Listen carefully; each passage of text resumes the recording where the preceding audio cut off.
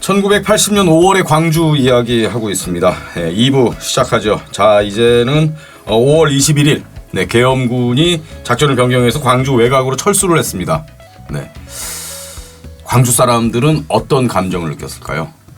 일단 가족을 잃은 사람들의 통곡 소리, 부상당한 사람들의 고통스러운 어떤 신음소리, 그리고 또 계엄군이 어찌됐건 물러갔다는 뭐 안도감 비슷한 뭐 그런 어떤 복잡한 것들이 다 이렇게 좀 얽혀 있었을 것 같아요. 그렇죠. 그래서 하나는 일단 승리에 대한 환희. 이겼다. 우리가 이겼다. 총을 들고 있는 군인들을 향해서 말이 안 되는 상황에서 이겼다. 어쨌든. 그것도 있었고, 그리고 이제 다시 어떻게 하면은 질서를 되찾을 것인가 하는 부분들. 그래서 그날 오전에 보면은 요구사항이 딱 나와요. 5월 22일에요? 네. 전남 도청 안에서 발표를 하는데 뭘 하느냐면 첫째는 정부의 사과, 그리고 책임자 처벌, 그다음에 이 연행자 석방, 그리고 피해자 보상. 그 한 4가지 정도 뭐 여러 가지가 더 있는데 그게 핵심이죠, 사실은. 그리고 이제 전남도지사가 그 당시에 그 상중이어가지고 부지사가 이제 그 역할들을 하는데 부지사가 관민 합동으로 해서 수습대책위원회를 만들어요.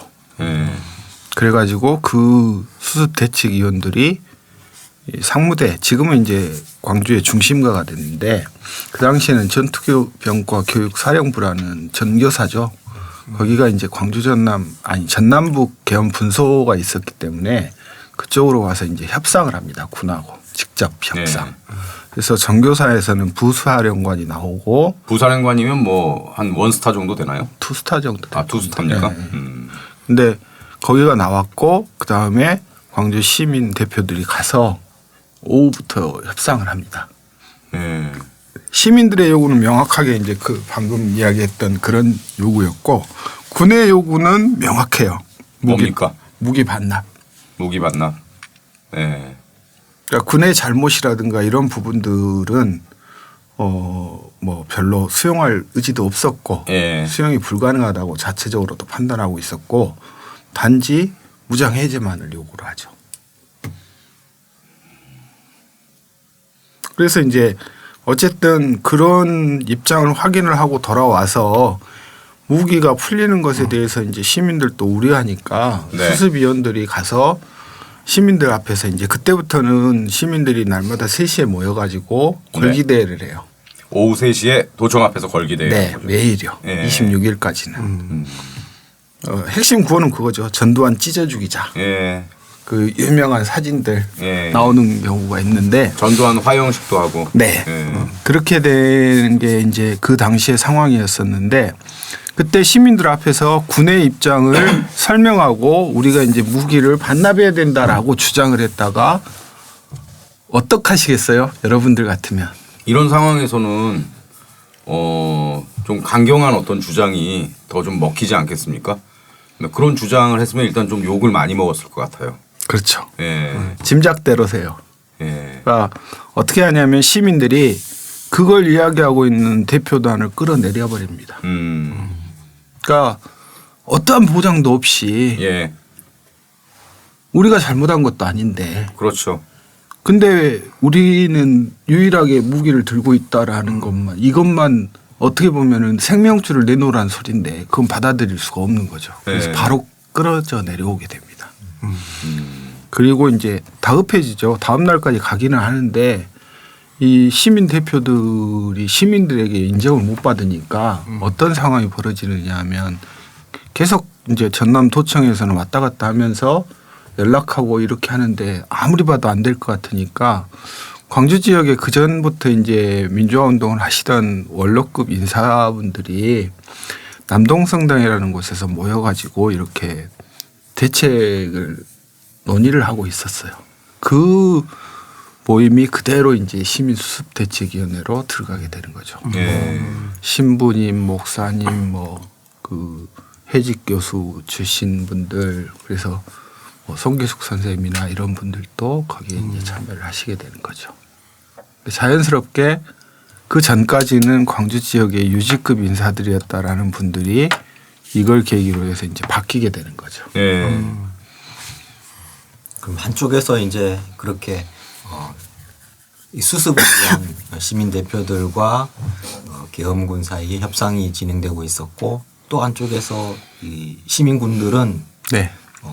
그 스스로를 시민군으로 자임하면서 네. 뭔가를 이제 활동을 하게 되는 거겠죠. 그렇죠. 그러니까 나이가 좀 드신 분들 장년층들은 수습 방안을 잡고 있었고 시민들은 외곽으로 이제 가서 네. 또 들어올까봐 예. 공수부대가 또 밀고 들어올까봐 군이 밀고 들어올까봐 방어를 하는 경우도 있었고 이제 어쨌든 공권력이 사라진 상태에서 치안을 유지해야 되기 때문에 치안 유지 활동이라든지 이런 부분들을 하게 되고 그다음에 이제 그 돌아가신 분들 시신 수습하거나 네. 뭐 이런 것들 그러한 활동들을 이제 전개를 하면서 처음부터 뭐 시민군들이 총을 든 사람들이 모두가 시민군일 수는 있지만 그게 체계를 잡아가는 건 한 24일경부터 그렇게 내부적으로 정리가 돼 나가죠. 네.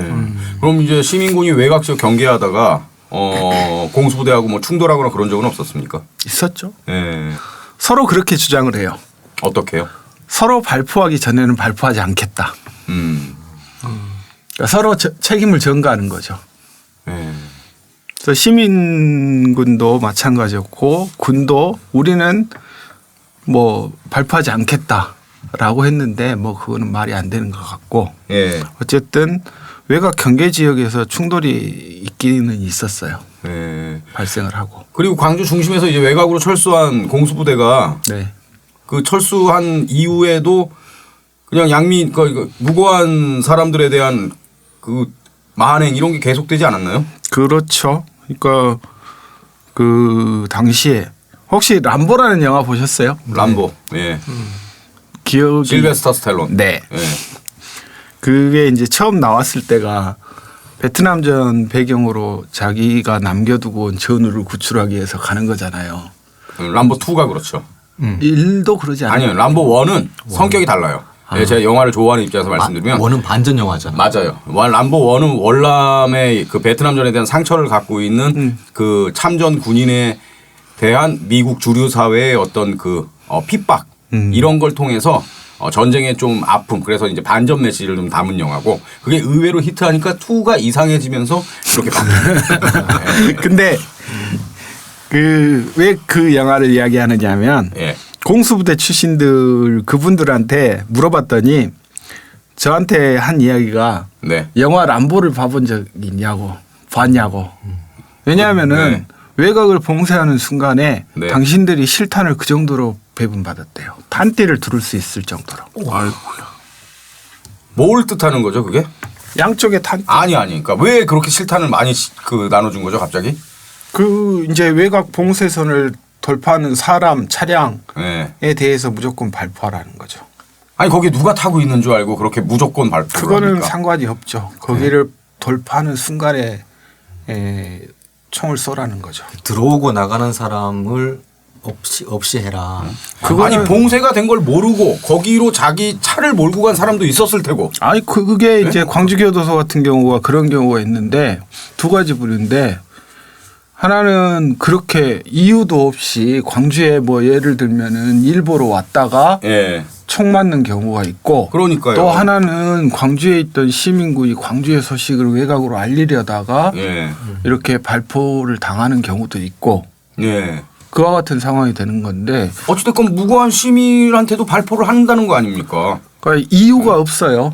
거기를 지나간다는 것이 이유인 것이지 그게 뭐 그 사람이 무엇 때문에 광주를 드나거리는가는 중요한 이유가 아니죠. 그러니까 무고한 시민이 많이 희생된 거 아닙니까? 당연하죠. 아 그래서 아까 쉬는 시간에 말씀하셨다시피 예. 이 그 5월 21일 집단 발포 당시의 희생자보다 네. 계엄군들이 광주를 봉쇄한 상태에서 나타난 시민들의 피해가 훨씬 더 컸다. 그렇죠. 그렇게 해서 그러니까 예를 들면은 그 담양에서 올라오던 그분이 이제 그 적일 거예요. 그 박근혜 정부 시절에 네. 그 저 태블릿 PC 관련돼서 예. 양심선언했던 최순실 거기 고 누구 예. 있었잖아요. 예. 그래서 한동안 저기 5.18 희생자였다라고 하는데 그분 같은 경우가 아마 광주의 일보로 수금인가 뭔가 하러 올라가시다가 그러니까 그분의 부친 네 예. 담양에서 올라가다가 그냥 차에서 맞아버린 거죠. 그런 경우도 있고 담양에서 채소팔로 광주로 가다가 예. 일가족이 맞아서 저기 하는 게 희생되는 경우도 있고. 부부와 딸이 네. 네. 가운데 있던 딸은 불구됐죠. 불구됐죠. 그러니까요. 청문회에도 나왔었고. 주남마을 사건도 비슷한 거죠.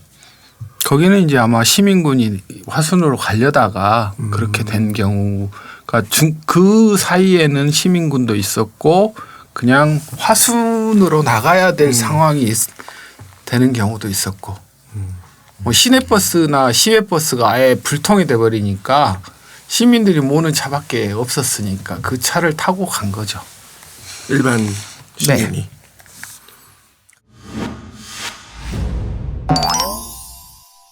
그래서 이제 최근 논란이 되고 있는 게 북한군 침투설이거든요. 그게 왜 논란이 되죠? 명백한 거짓말인데. 근데 상식적으로 말이 안 되고 논리적으로도 말이 안 돼요. 예. 왜냐하면은 외곽이 봉쇄되고 있고 네. 공수부대의 주요한 임무가 뭐냐면은 비정규전이에요. 게릴라전. 예. 게릴라전인데 반대로 생각하면 대비정규전이에요. 무장 공비가 들어왔을 때 제일로 먼저 투입되는 부대가 공수부대예요. 예. 근데 그 공수부대가 3개 여단이 광주 지역을 지키고 있는데 요소마다. 근데 그곳을 600명이 6명도 아니고 600명이 그러면은 그렇게 돼버리면 당시 한미연합사나 미군은 이 항공모함도 부산 앞바다에다가 대기시켜놨고 조기 경보기도 최첨단의 조기 경보기도 한반도 상공에 띄워놨는데 스스로 무능한 거죠. 예. 안보도 못 지키죠. 북한에 대해서는 뭐 북한의 능력을 아주 월등하게 평가하고 그렇죠. 그렇기 때문에 예, 인간 어뢰도 뭐 하고 그렇게 생각을 하기 때문에 네. 자 21일부터 그러니까 이제 이른바 해방된 광주 네. 시민이 자치적으로 운영하는 그런 공동체가 형성이 된 거잖아요. 네. 많은 사람들이 정말 또 그 가슴이 먹먹해지는 부분이 이런 해방된 광주에서 단 한 건의 범죄도 없었다. 이 부분 아닙니까? 그렇죠. 네. 이 부분은 어떻게 가능했을까요? 그게. 글쎄요. 저도 참 이런 혹독한 어떤 만행과 그 고통, 시련, 슬픔 이런 걸 함께 겪으면서 정말 아주 끈끈한 하나의 공동체가 딱 만들어진 거 아닐까요? 그렇죠. 공권력에 의해서 무너진 공동체를 시민들의 힘에 의해서 그러니까 촛불혁명하고 똑같은 거잖아요. 스스로 쓰레기 치우듯이. 그렇죠. 우리 약간 국민성인 것 같아요, 이건. 그런 것 같아요. 비상시에 더 똘똘 뭉쳐가지고 뭐 IMF 국난을 극복하는. 네. IMF 때도 근무하기도 하고 코로나 때도 마스크 다 하고. 그렇죠. 그렇죠. 영상 들어보니까 그러니까 자기가 할 수 있는 일을 스스로 찾아서 했다. 이렇게 말씀을 다들 하시더라고요. 뭐 어디선가 갑자기 관이 나타나고 누군가는 염을 하고 누군가는 주먹밥을 만들어서 나누어 주고. 그러니까 놀라운 게 그동안은 이제 시민들 구술에서 보면은 뭐가 있었느냐면 헌혈 운동이 있었거든요. 예. 근데 그게 이제 영화에서도 그렇게 그러한 장면들이 나왔는데 설마 했는데 광주지검에서 나온 보고서가 있는데 적십자병원이라고 지금은 이제 그 애매해졌는데 예. 그 부패한 대학에서 서남대라는 대학에서 가지고 있다가 이제 이게 파산됐거든요. 근데 그 병원이 광주 시내에서 도청에서 제일로 가까워요. 예. 그래서 수백 명의 시민들이 그 당시 그곳으로 응급 저기가 됐죠. 근데 병원 뭐 시설은 말할 것도 없거니와 피가 부족해요. 피가 부족하다고 하니까 네. 나중에는 어떤 보고가 올라가느냐 하면 병원에 있는 그렇다고 바가지에다가 피 받을 수는 없잖아요. 네. 수혈 도구가 있어야 되는데 네. 광주지검에서 수혈 도구가 없어서 헌혈을 못하고 있다 해요. 그 정도로 시민들이 많이 자발적으로 팔을 걷어붙이고 네. 헌혈에 참여를 했던 거죠. 네. 맞아 영상 보니까요. 이렇게 1인용 좁은 침대인데 거기에 그 두 명. 두 명씩 누워가지고 헌혈하고 이렇게 헌혈하고 있더라고요. 그렇죠. 그럼 사태 수습을 위한 계엄군과의 협상은 전혀 이제 진척이 없었습니까? 그렇게 해서 25일까지는 됐는데 이미 그 전에 그 계엄군에서는 재진입을 하겠다. 네. 작전을 준비하고 있었고 그게 27일로 결정된 것은 한미연합사의 승인을 안 떨어졌어요. 미국과 때문에 관계 때문에 25일까지는 계속 연기가 되다가 네. 27일 날 새벽으로 이제 상무 충정 작전으로 이름이 붙여졌는데 네. 그게 시작이 되는데 26일 날 어떤 일이 벌어지느냐 하면 그 전부터도 군이 계속 우리 언제까지 반납 시한을 여기까지 정해주고 그때까지 반납하지 않으면 들어가겠다. 근데 문제가 뭐냐면 전남 도청 지하에 군의 식당이었는데 그곳에 뭐가 있느냐면 TNT가 있었어요. 불만 왜 거기에 있죠? 왜냐하면 화순통강에 있던 무기가 될 만한 걸 가지고 오다 보니까. 아 가지고 온 거죠. 원래 있던 게 아니고. 거기하고 뭐 석산 독립가옥이라는 데하고 이런 데 있던 TNT를 가지고 온 거예요. 시민군이 다 네. 여기저기서 가지고 온 거. 가지고 온 걸 한 대 모아놨어요. 그리고 시민들이 얼마나 자발적이었냐면 그 무기고를 지키는 시민군이 나타난 거예요. 이게 잘못하면 대형 사고가 되거든요. 네. 근데 군도 두려운 게 뭐냐면 작전을 시도하다가 시민군들이 억하심정으로 거기다 불도 안겨버리면 이거는 일회용 폭발 사고보다 더한 사고가 나올 수도 있어요. 네. 그래서 25일인가에 그 정교사의 문관 폭발물 전문가가 그 도청 지하실로 가요. 뇌관을 해체를 시킵니다. 그게 되는 순간에 이제 작전이 가능해진 거죠. 네. 그 사람 어떻게 침투한 거예요. 그거는 시민군 내부에서 이게 아무리 생각해도 이거에 폭파가 되면 큰일 날 것 같다 해서 먼저 제안을 해요. 네.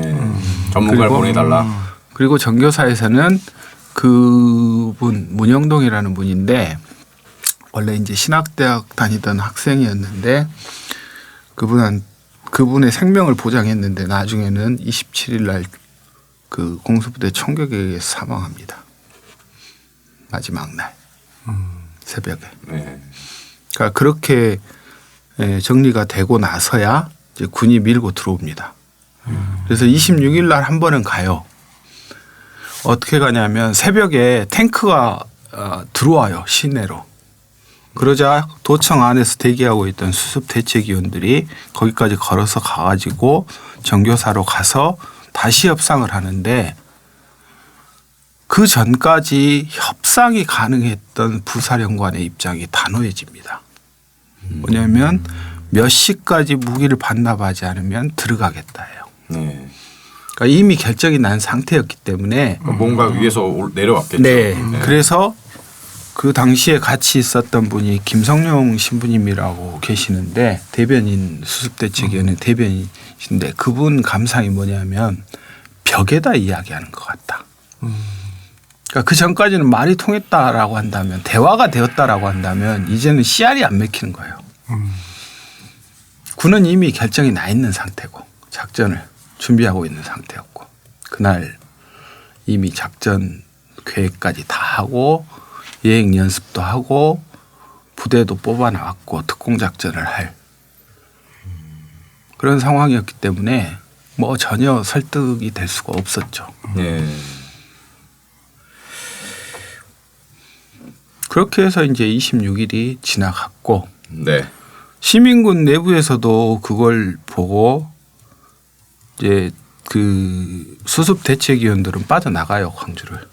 한 분만 이종기 변호사라는 분만 마지막 순간까지 이제 도청 안에 있었는데 예.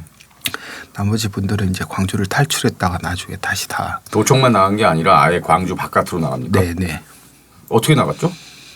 그 걸어서 몰래 산길이나 이런 데로 봉쇄해서. 그리고 24일이 되면은 아 그래도 수습위원들이었는데 24일쯤 되면은 뭐가 있느냐면은 공수부대가 빠져나가요 광주를. 왜냐하면 특공작전 준비하기 위해서. 외곽 봉쇄를 푼다는 얘기인가요? 느슨해지죠. 아 느슨해졌다. 네. 그러니까 24단이 이제 들어오고 31사단이나 이렇게 들어오는데 상대적으로. 그리고 그 과정에서 어떤 일이 발생하느냐면 오인 사격이 하루에 2건 발생해요. 오전에 한 번 발생하고 오후에 한 번 발생하고. 그러니까 공수부대에서. 아니요, 한 번은 보병부대에서. 그러니까 계엄군에서. 네. 예. 군 내부에서. 공수부대가 봉쇄를 하고 있다가 네. 진압 작전을 준비하기 위해서 공수부대가 살짝 빠지고 그 네. 빠진 틈을 일반 보병부대가 들어와서 메우는 그렇죠. 그런 과정에서 이제 양측 간에 오인 사격 뭐 이런 게 발생했다는 건가요? 그렇죠. 그러니까 오전에는 어떤 일이 발생하냐면 31사단이 이 시간이 돼서 이제 부대로 철수하고 있는데 거기다가 정교사에서 또 쏴가지고 몇 명이 죽고 다치고 해요. 그거는 이제 거기까지는 그래 그럴 수 있겠지라고 생각했는데 그날 오후에는 완전히 이제 그 공수부대가 가고 있는데 그 성암동이라는 곳에서 매복하고 있다가 이 장갑차를 박살내버리고 트럭도 날아가버리고 그래요. 장갑차 박살내려면 무반동청이 들어요. 뭐 이런 걸 큰 걸 쓰는데요. 와. 중령이 죽었죠. 아니요. 대령이었어요. 대위. 중령은 다쳤고. 아 다친 거예요? 아니 어떻게 그 정도 규모까지의 오인 사격이 날 수가 있죠? 군복 다 입고 있었을 텐데. 그러니까 말이 안 되죠. 왜냐하면은 그것도 오전에 이미 오인 사격이 한 번 있었어요. 예. 오후에 근데 한 2시 넘어서 또 한 번 있었어요. 하루에 2건. 이건 당나라 군대도 아니고 예. 희한하네요. 군 작전에서 서로 간에 연락이 그만큼 안 됐다라는 거죠. 이해가 안 돼요. 그래서 이게 이 이원설 그 지휘권이 이원화돼 있었다는 증거가 된다고 얘기를 하더라고요. 지휘권이 어떤 식으로 이원화가 돼 있었다는 그러니까 거죠? 일반 보병부대하고 네. 공수부대하고 네. 달랐다. 예. 쉽게 설명하면. 아니 근데 그게 시간이 오후였잖아요. 그러니까요. 그게 야간도 아니고. 아니 5.18은 설명이 안 되는 게 너무 아니 많아요. 그러면 군복 다 입고 근데 그게 어떻게 그 정도 규모의 오인 그리고 사격을 할 수 있냐고요? 장갑차를 어떻게 공격을 해요? 그 다음에 전교사가 전투병과 교육사령부라는 데가 대한민국에 있는 육군 소위들이 소위 계급장을 달고 한 3개월간 6개월간 특기 교육을 받는 곳이에요. 그러니까 거의 소위 계급장을 다는 모든 장교들은 거기를 거쳐가요. 예. 그거는 50년대에 만들어졌어요. 예. 한국 전쟁기에. 예. 왜 100일 사격장이냐면 김백일 이름 땄어요. 그게 보병 학교장 할 때 만든 곳이라. 저도 처음에는 101인지 알았더니 그게 아니더라고요. 근데 나중에 이제 검열단이 내려와요. 끝나고. 근데 끝나고 내려와 가지고 검열단 단장이 한탄을 하면서 하는 말이 뭐냐면 다른 데도 아니고 대한민국 육군의 전술 훈련의 학교인 전당인 이곳에서 한 건도 아니고 하루에 2건씩이나 이런 일이 발생하는 게 말이 되느냐. 이건 군대 갔다 온 사람 아니 현역 군인들이 보면 이거는 당나라 군대도 아니죠. 일단은 뭐 12.12 쿠데타 5.17 뭐 이런 거 겪으면서 다 군대는 당나라 군대가 됐고 그게 이런 현상으로 나타난 거다. 이렇게밖에 정리가 안 되네요. 그쵸. 전투한 탓이네요. 그다음에 또 하나는 뭐가 있느냐 하면 오인 사격이 끝난 다음에 처리 문제인데 그 최초 발포도 그렇고 집단 발포도 그렇고 공통된 게 발포한 이후에 외곽 봉쇄 과정에서 발포도 그렇긴 한데 후속 조치가 없어요. 군이 발포를 한다라고 하는 것은 군에게는 가장 중요한 것이고 계엄하이고 실탄이 발사가 됐다는 거는 지금도 상식적으로 군대 갔다 오신 분들은 아시겠지만은 사격장에서 그 탄피 예. 없어지면 어떻게 돼요? 없어지면은 복귀 못하죠. 찾을 때까지. 예. 근데 아무리 계엄 상황이라지만은 총소리가 들렸는데 후속 조치가 없어요. 그게 20일 상황도 그랬고 19일에도 그랬고. 근데 이제 24일 날 5인 사격도 오전에 그러한 일이 있었고 오후에는 더 가당치 않은 일이 벌어지는데 마을을 뒤져가지고 분풀이를 누구한테 하느냐면 마을 청년들한테 해버립니다. 공수부대원들이. 예. 연행해가지고 들어가서 마을에 있던 청년들을 해서 니들은 폭도야라고 하면서 사살해버린 거죠. 자기네가 당했으니까. 그렇죠. 그렇다고 보병한테 당했는데 애꿎은 마을 주민들한테 복수해버린 거. 자기들도 누구한테 당했는지 알잖아요. 그렇죠. 당연히 바로 저기 했으니까 대응했으니까. 그때 몇 명이 그럼 희생된 겁니까? 제가 정확한 통계를 그 마을 청년이. 마을 청년은 4명인가 될 거예요. 그때 그 또 초중생도 죽고 막 그랬잖아요. 아, 이동 과정에서 그런 이동 경우도 과정에서. 있는데 공수부대원들이 이동을 하면서 소리 나는 곳에다가 무조건 쏴버려요. 네. 5인 사격 당한 부대인데 11여단인데 소리 나는 곳에 그가 누구인지 무슨 일 때문에 그곳에 있는지가 중요한 게 아니라 소리 난다는 제 추측은 그런데 그리고 거기가 그런 경우도 있어요. 초등학생 2명이 그때 죽고 그다음에 아들 찾으러 나왔다가 무서워서 숨어 있는 아주머니한테 쏴버리고. 그게 그 전 5인 사격 전에 있었던 일이었고 5인 사격 이후에는 보복 학살이 된 거고. 그렇게 된 거죠.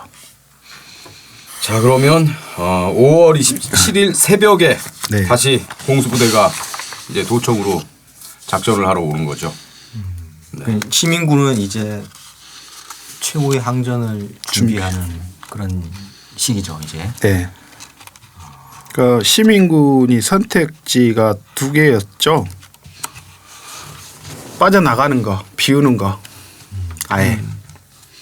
도청을 비우는 것. 그렇죠. 도청을 비롯한 주요 시설물들을 건물들에서 빠져나가서 생존을 모색하는 게 하나 있었을 거고 이미 군이 들어오기 전에 사전에 군이 들어올 거라는 건 알고 있었기 때문에 뭐 빠져나갈 수 있는 방법이 하나 있었고 두 번째는 거기에 남는 방법이 있었는데 그 당시에 시민군을 비롯한 이제 새로 26일이 되면 이제 바뀌어요.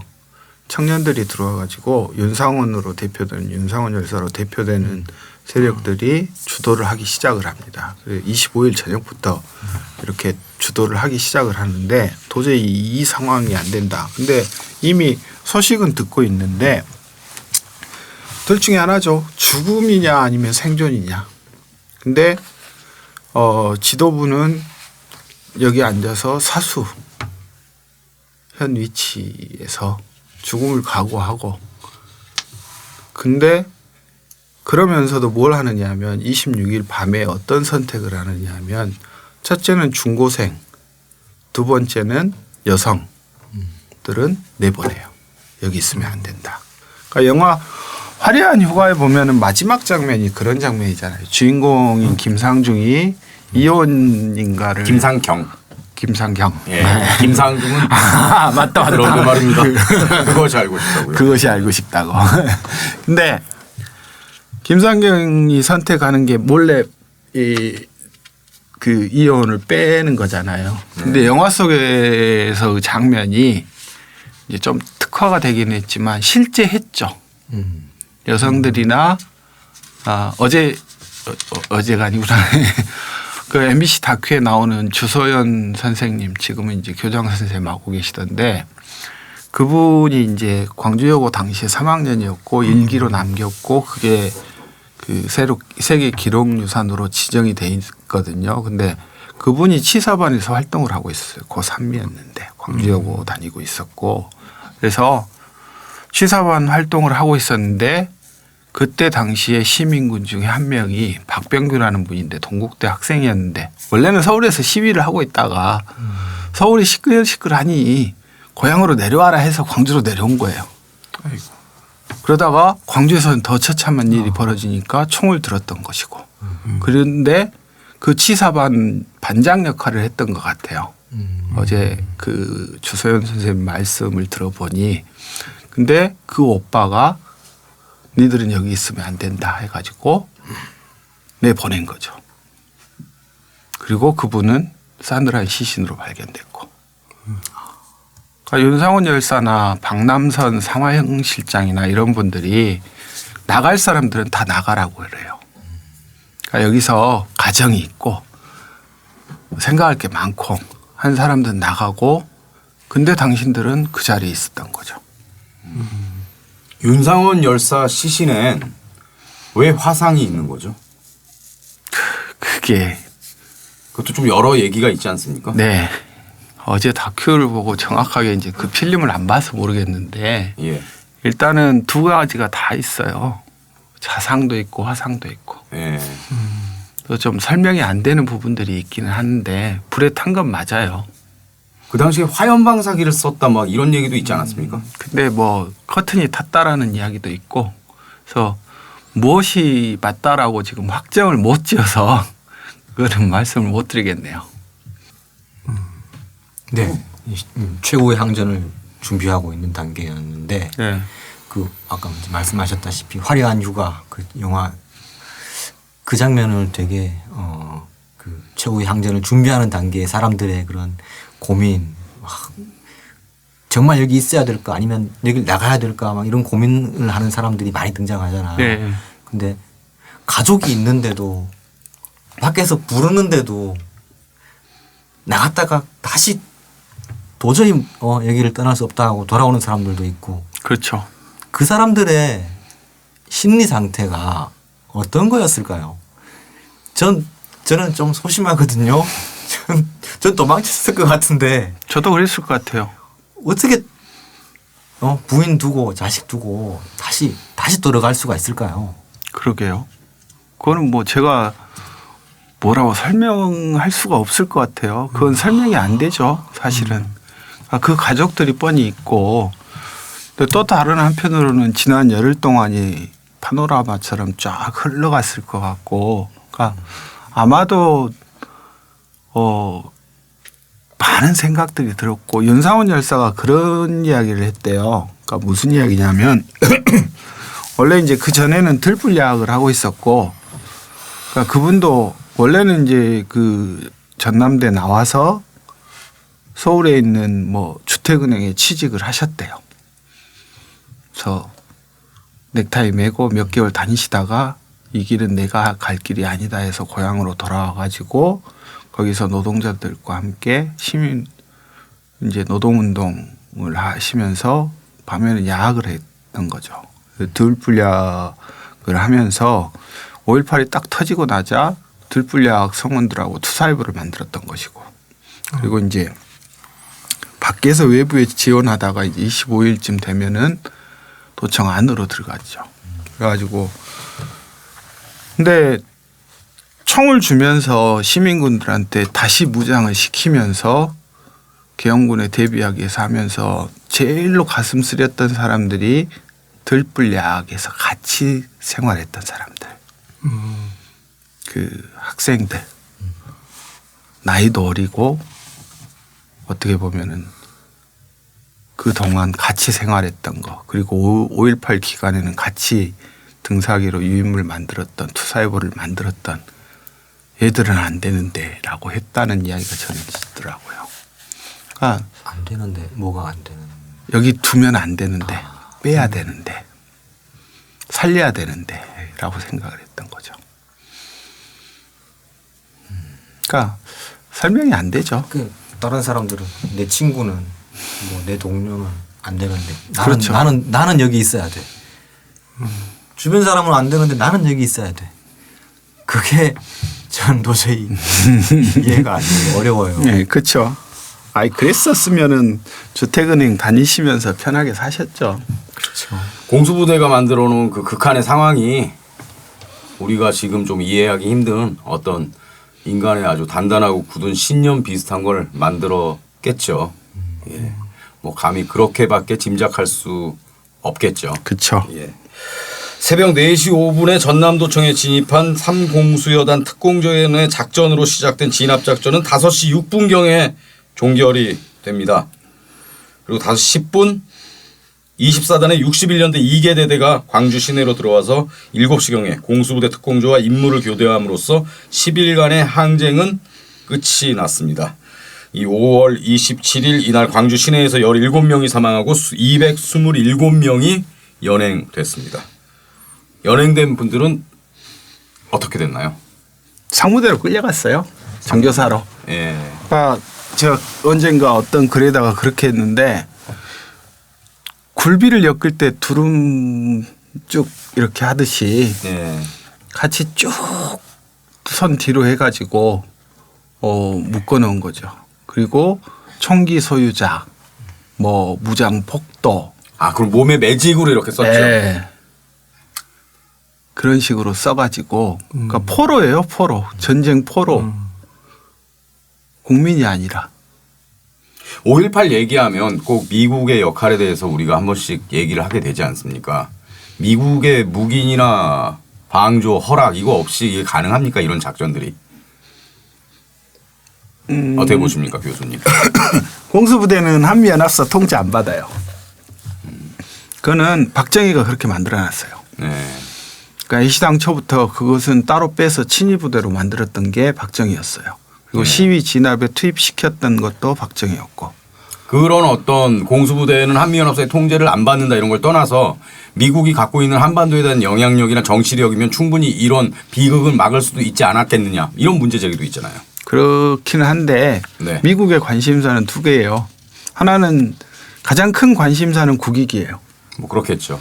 네. 그래서 중요한 거는 한반도에 12.12가 났을 때 미국의 평가가 제일로 우려스러운 게 뭐냐면 이 신군부의 쿠데타, 전두환으로 대표되는 신군부의 쿠데타가 성공을 했어요. 네. 근데 미국 문서에 어떻게 표현이 되느냐면 병뚜껑이 열렸다.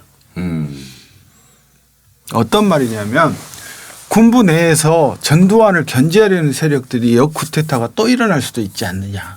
제일 우려스러운 건 한국군의 통합에 이게 방해가 될 수 있다.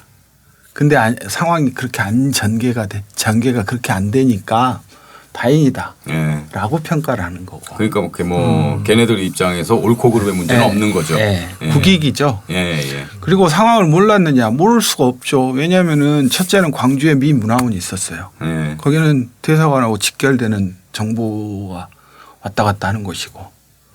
그다음에 광주에 얼마나 많은 사람들이 있었느냐 하면 평화봉사단원들이 있었어요. 미국인들. 네. 예. 그분 중에 한 분이 이제 푸른 눈의 증언이라는 콜브라이트인가. 그분의 책 네. 나왔죠. 그분 같은 경우가 이제 많은 것들을 보고 그리고 또 선교사가 있어요. 연대 세브란스에 계시는 인요한 박사라는 분이 계시잖아요. 네. 그분은 고향이 순천이에요. 그래서 제가 외국인인 줄 알았더니 이분은 전라도 사투리를 전라도 사람들만 토속어예요. 네. 전라도 사투리가. 근데 그분도 5.18 때 통역을 하셨대요. 광주에 계시다가 우연치 않게. 그리고 대사관에 항의했고. 그러니까 몰랐다라는 건 말이 안 되고 예. 김경철이라는 분의 죽음도 정확하게 알아요. 미국이. 네, 농아였다라는 것까지. 그리고 상황이 어떻게 될 거다라는 것도 알고 있었고 전두환이 통보를 해요. 5월 17일쯤에 군 투입한다고. 그리고 당시에 미국의 국익에서 봤을 때 제일 중요한 건 북한의 동향이에요. 그래서 미국의 함대가 이쪽으로 오죠. 항공모함이 부산 앞바다에 있고 광주 시민들은 잘 몰랐으니까 아 전두환을 어떻게 해볼까? 예. 근데 순진했죠. 그리고 또 하나는 카터 정부가 갖는 이게 아이러니인데 거기가 카터가 대통령이 됐을 때 대외 외교 정책은 휴먼 라이트예요. 그래서 인권 외교를 부르짖으면서 박정희하고 충돌을 많이 했다. 그래서 나온 게 역설적으로 자주국방이었다. 라고 이야기하는 사람들이 있어요. 주한미군 철수시키니까. 그래서 방위성금을 많이 내요. 그리고 5.18 때 5.18을 경험한 광주에서는 방위성금 내지 말자고 해요. 낸 방위성금이 우리에게 총알로 돌아오니까. 예. 근데 미국의 관심은 어디에 있었느냐면 첫째는 북한이고 한반도에서는. 근데 그럴 여유가 없었던 것 중에 하나가 또 뭐가 있냐면 이란에서 혁명이 일어났어요. 호메이니 반미 정권 그렇죠. 네. 반미 정권. 그게 더 중요한 게 이란의 어찌됐건 저는 말이죠. 네. 5.18에 있어서 그 미국에 갖고 있는 어떤 책임 이거는 정말 마땅히 자손 대대로 비판받아야 된다고 생각하고 그래서 결국엔 이제 80년대 이후에 반미 운동이 그렇죠. 네, 들불처럼 일어나게 된 거 아니겠습니까? 네. 미국은 한반도에서 우리 현대사에 정말 악영향을 많이 끼쳤습니다. 그리고 상무충정 작전을 할 때도 24단 같은 경우는 한미 연합사에서 이제 이미 풀려요. 사실은 승인을 해준 거죠. 12.12 이후에 이미 충정부대라고 해서 거기는 후방에 시위 진압을 하러 투입되는 부대거든요. 서울로 들어와 있었고 2월 달부터. 근데 그 부대의 승인은 그래도 한미연합사예요. 네. 그러니까 자유롭지는 못하죠. 네. 여유도 없었고 관심도 아니고 한국의 인권이나 민주주의는 네. 미국하고는 상관없는 일. 네. 옳고 그름의 문제로 판단하는 게 아니라 네. 그러니까 무슨 세계 경찰이니 이런 거는 다 헛소리고 옳고 그름의 문제로 판단하는 게 아니라 오로지 자신들의 국익이 그게 부합하느냐 아니냐로 판단한다. 그리고 예. 미국 자료 중에 중요한 부분은 검게 치대져 있습니다. 아 그렇습니까? 네. 이번에 새로 들어오는 자료가 있다고 그러던데. 아직 제가 안 봐서 모르겠습니다. 이제 봐야 돼요. 자 2부에 걸쳐서 1980년 5월 광주 민주화운동 그 열흘간의 시간들을 그날 네. 그 마지막 날 상무 충정 작전 좀 이야기를 해야죠. 그거까지만 하고 예, 끝낼게요. 아, 그날 이제 특공조를 먼저 네. 보내고 뭐 이런 얘기. 그렇죠. 특공조를 보내가지고 1시간 만에 진압을 하는데 원래 작전의 지침은 뭐냐면 사상자를 최소화하라는 거예요. 근데 그게 말이 안 되죠. 될 수가 없고. 적게 죽여라는 거. 그렇죠. 하복부를 지향해서 사격하라. 근데 그럴 수가 없죠. 전투인데. 네. 그리고 어제도 그 필름 보니까는 끝나고 나서 전남 도청 앞에서 공수부대원들이 네. 노래를 불러요. 안 되면 대기하라. 네, 특전부대가. 네. 반동 주면서 열심히 부르는 네. 거예요. 근데 그 화면을 자세히 보면은 예. 노래를 못 부르는 안 부르는 고개를 푹 숙이고 저도 봤어요. 공수부대원이 네, 있어요. 있더라고요. 그러니까 그런 경우도 있었어요. 죄책감에. 네, 죄책감에. 반면에 시민들은 총을 못 쏴요. 눈앞에서 왔다 갔다 하는데. 훈련되지 않은 사람이 사람을 향해서 총을 쏘기가 굉장히 어렵겠죠. 그렇겠죠.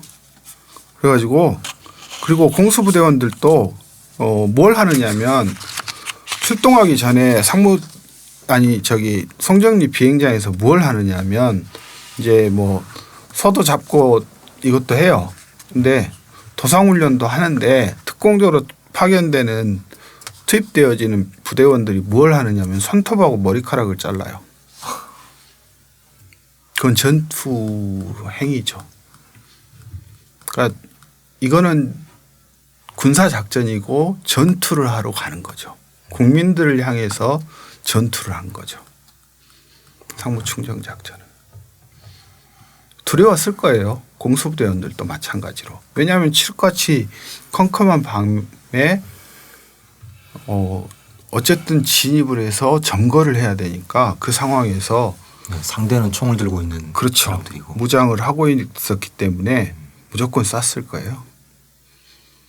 두려워서 이제 실제로도 시민들 중에서 이거 팔면 안 되는데 강용주 선생님이라는 분이 계세요. 그 당시에 고3이었고 나중에 구미 유학생 간첩단 사건에 연루되셨던 전남대 의대 다니시다가 그래서 지금은 이제 서울에서 병원 하시는데 그리고 이제 광주 트라우마 센터장을 처음 하셨던 분이신데 그분도 그 당시에 도청 바로 앞에 있는 수협 건물에 있었는데 두려워서 도망을 친 거예요. 그럴 수밖에 없죠. 무서워서. 그렇게 해서 그렇기 때문에 사실은 특공작전이라고 해도 1시간 안에 무장한 이 시민군을 상대로 해서 1시간 안에 건물을 점거한다. 그건 사실은 쉽지가 않죠. 알고 있었고 모른 것도 아니고. 그리고 무기는 여기는 최첨단 무기들 다 가지고 왔고 공수부대원들은 심지어는 방탄조끼도 입었고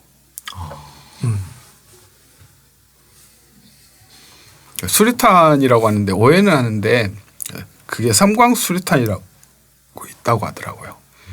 입맛살 쌍용은 아니고 순간적으로 팍 터져가지고 눈을 멀게 하는 거. 그런 식으로 그런 장비들을 가지고 이제 방문에다가 바로 그 방마다 투입하고 투척하고 나서 쏴버린 거죠. 사람이 있으면.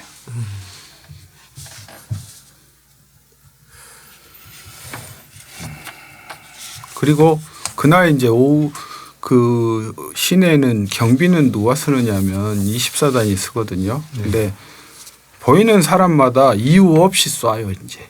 24단이 네. 병사들이요. 네. 시내를 다니는 사람들에게. 그러다 보니까 막 여중생도 죽고 직장에 가던 숙직하러 가던 사람도 죽고. 아니, 작전이 끝났는데. 작전의 연속선상이죠. 이 왜냐하면 사람들한테는 끝난 게 아니군요. 네, 군인들은 계속 수색 작업, 폭도를 이제 잡아들여야 된다라고 해서 길거리 가는 사람들한테도 총을 쏴버립니다.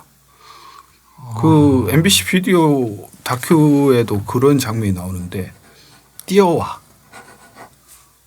왜 이 시간에 나다녀? 라고 이제 말하면서 저기 보이는 시민에게 네. 뛰어와. 네. 왜 이 시간에 이미 나다녀? 날이 밝아버렸는데 비무장한 게 눈으로 확인이 되는데 총 겨누고 그러다 겁이 나서 도망치면 쏴버리는 거죠. 그러니까 이거는 말이 안 되는 일들이죠. 교수님은 이 광주 연구하실 때 많이 좀 괴로웠을 것 같아요. 사실 이게 불편하지 않습니까? 불편하죠. 그러니까요. 근데 이거를 연구해야 되니까 더 좀 많이 괴롭고 좀 힘들고 그런 부분이 있을 것 같습니다. 그래서 이거는 사람마다 이야기를 듣다 보면은 예. 아 이거는 어떻게 정리를 해야 될지. 예. 그러니까 상식의 문제인데 네. 상식이 통용되지 않았던 때 그 열혈이. 예. 그렇습니다. 자 1, 2부에 걸쳐서 1980년 광주항쟁 열흘간의 기록을 시간 순으로 한번 이렇게 훑어봤는데요. 여전히 광주에 대한 어떤 쟁점, 또 풀리지 않는 의문 이런 것들이 많이 있거든요. 3부에서 자 오늘 광주항쟁의 역사적 의미와 쟁점이 어떤 건지 10개의 질문으로 풀어보겠습니다. 2부까지 고생하셨고요. 3부에서 만나겠습니다. 네.